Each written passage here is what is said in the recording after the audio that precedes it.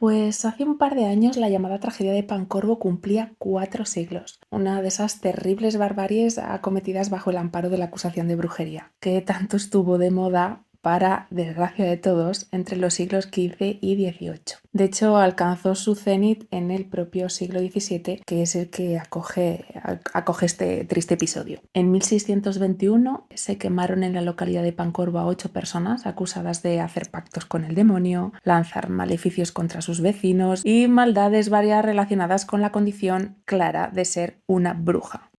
El caso de Pancorbo es especialmente una historia frustrante por el contexto especial que tiene, os cuento. En Centro Europa la caza de brujas fue súper encarnizada, se la conoció de hecho como el tiempo de las hogueras, y es que el sustrato social estaba sobrado de descontento, de pobreza y de muerte, rodeado de guerras, de polarización de la riqueza, obviamente centralizada en las clases gobernantes, y una iglesia cada vez más politizada y corrupta, ya puestos, pero a su vez muy preocupada, claro, por la pérdida de fieles, porque eso implicaba directamente pérdida tremenda de panoja. Y bueno, pues todo estalló con la Reforma Protestante, una herida tremenda para las instituciones católicas. Este conflicto, de hecho, se juntó con otros factores, con el fin del sistema comunal feudal, la llegada de las privatizaciones y el mercantilismo, que, pues ambos unidos, provocaron que muchos campesinos se quedaran sin curro, sin sustento. Y así fue, gobiernos e iglesias protestantes y católicas luchando por tabones de tierra y followers. Mientras los impuestos subían para poder pagar las gestas y los hombres morían en el frente mientras las mujeres quedaban viudas y los chiquillos huérfanos. Una época en la que los roles de género además pues eran lo que eran. De hecho hay un libro muy famoso, el Malleus Maleficarum, escrito por dos dominicos alemanes, Jacob Sprenger y Heinrich Kramer. Es vulgarmente conocido como el martillo de las brujas, un manual tremendamente misógeno, un manual para cazar mujeres, ya que el 80% de las ejecutadas eran féminas, la mayoría pues estas viudas de guerra de las que hablamos. Por lo tanto, evolución de la mala leche en el pueblo llano. Hay una imperiosa necesidad de distracción. Y es que la teoría más extendida que explica la caza de brujas europea en Europa occidental es la de la creación del chivo expiatorio, lo que es lo mismo. Las brujas tienen la culpa de tu pobreza, nosotros los ricos y la iglesia no. Pero hace unos años, en 2017, Peter Tellison y Jacob W. Russ lanzan su estudio Witch Trials, en el que explican que quizá la bruja fue también una construcción alimentada con el fin de fidelizar y atraer más fieles a las distintas causas religiosas del momento, en plan, mi dogma te va a proteger mejor que el de nuestro vecino, así todo en un tono muy antiherético, porque la brujería era considerada una subcategoría de la herejía, de hecho. Recordemos esta preocupación por la pérdida de fieles barra panoja. En mi opinión, ambas teorías pueden darse a la vez perfectamente, de hecho creo que es como una mezcla de ambas. En España el terreno pues no era el mismo, ya que no había guerras en su territorio, redundando, y pues al no haber tantas guerras pues había menos crisis, menos descontento social, lo que se tradujo en muchísimas menos hogueras alimentadas por mujeres. De hecho, la Iglesia española estaba mucho más preocupada porque fueras judío, moro o protestante que porque fueras bruja, pero hubo que más. La persecución, de hecho, entró arrastrada de Francia por los Pirineos, que además es una zona que por su geografía, esas fronteras naturales, ¿no?, mantenía y mantiene a día de hoy mucha de su identidad precristiana, con un catolicismo así como muy mezclado con lo que comúnmente llamaríamos paganismo. Y este arrastre francés va empujado por un jurista, de hecho un personal civil, que es lo curioso de la caza de brujas, porque a pesar de la mala prensa que tiene toda la Inquisición, muchas de estas acusaciones venían por tribunales civiles.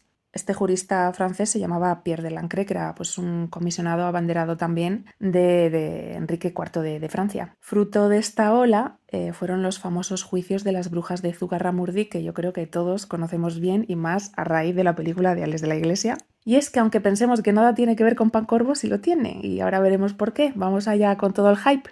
Esta oleada de española de caza de brujas hizo especial hincapié en Navarra, porque era un territorio disputado entre Francia y España, estas dos grandes potencias europeas del momento. Y había pues muchas tensioncitas vecinales ahí. El caso es que la disputa de Zugarramurdi empezó en 1609 y es el caso más famoso de la historia de la brujería en España. Con su juicio, un año después, el auto de fe, dependiente del Tribunal Inquisitorial de Logroño de 1610. Estalló con las acusaciones de la joven María Simildegui, de ascendencia francesa, y llegaron a los oídos del Santo Oficio. A partir de ahí se armó la Marimorena. Sin entrar mucho en este caso, por no ser el momento, porque además se comería un programa entero, lo resumiremos diciendo que hubo hasta 300 acusaciones en la zona, rodeadas de un estado de histeria vecinal azuzada por los propios cazabrujas, que dio como resultado a 53 condenados por brujería, de los que 11 serían ajusticiados. 5 de ellos, de hecho, murieron a lo largo de la investigación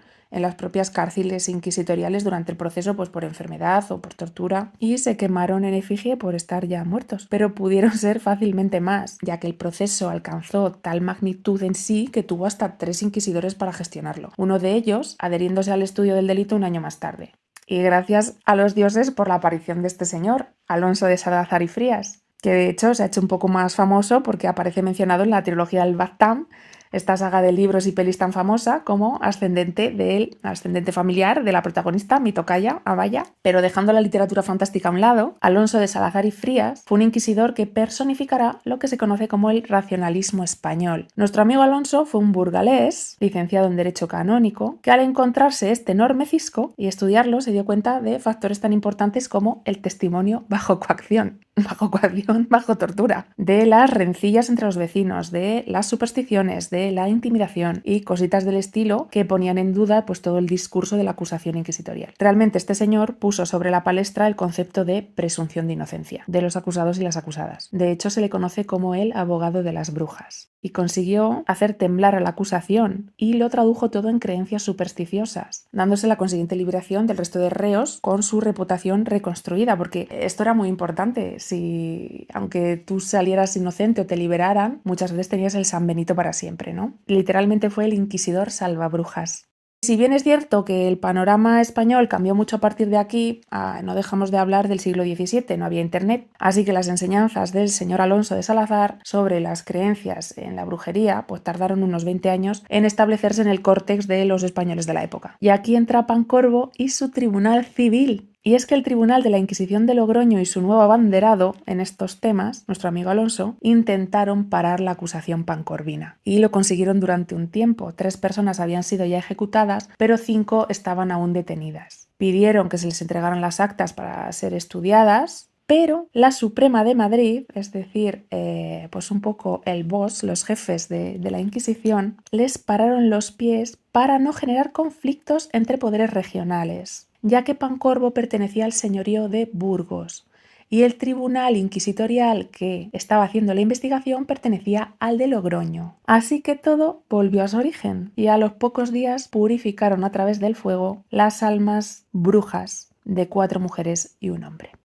En el informe que redactó Salazar al respecto, pues que como os imagináis lo hizo desde la más tremenda impotencia y la más tremenda queja, dictaminó con contundencia que el proceso había sido una miserable tragedia. Y se dice que desde entonces la Suprema, los jefes, decidieron actuar en consecuencia y supervisar para subestimar también todos los casos de brujería a partir de ese momento. Y de ahí radica la importancia del caso de la tragedia de Pancorbo. Agradecer a Ricardo Romaniega, que trabaja pues, en el sector del turismo, por su empeño en que esta historia no fuera olvidada, que llegó a mi conocimiento gracias a un artículo en prensa, para cerrar así otro capítulo apasionante de la historia de la brujería española. Si queréis, otro día hablamos del constructo de la bruja europea, que también es muy interesante. Un abrazo, chicos, y que sepáis que me da mucho gustito poder participar en un programa con vosotros y que tengo muchas ganas de tomarme una cañita.